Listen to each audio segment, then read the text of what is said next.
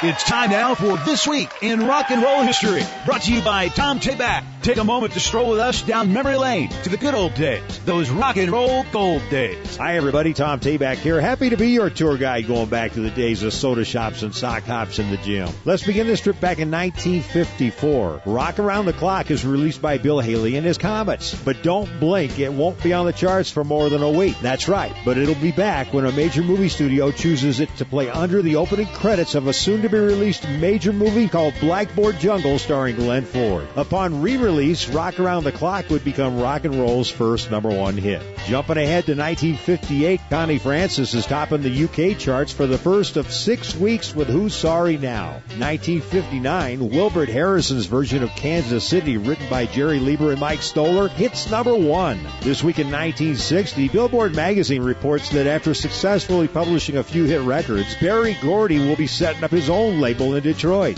DJ Alan Freed and 7 others are indicted for receiving more than $30,000 in payola as favors for featuring certain songs on the air. 2 years later, he would end up with just a $300 fine and a suspended sentence, but during those 2 years, he would be blackballed by the recording and broadcast industry, thus ruining the career of the man who popularized rock and roll. And also this week in 1960, the Silver Beatles with John Lennon, Paul McCartney, George Harrison, Stuart Sutcliffe, and Tommy Moore kick off a 7-day tour in Scotland.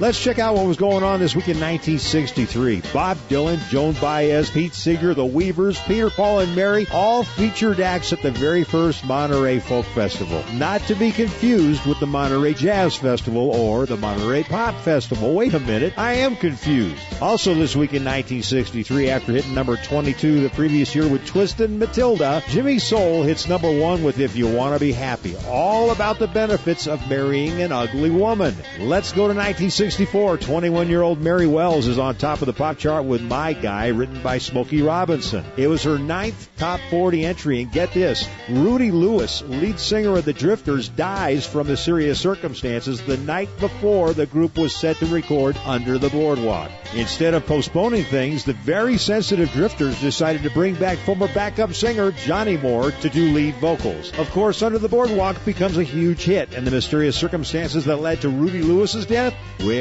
Johnny Moore never could come up with an ironclad alibi. Hey, baby, that's rock and roll. If this is your kind of music, you'll love my Rock and Roll Showcase, featuring trivia and stories about the rock and roll stars along with their charted hit singles at Podomatic.com or on YouTube.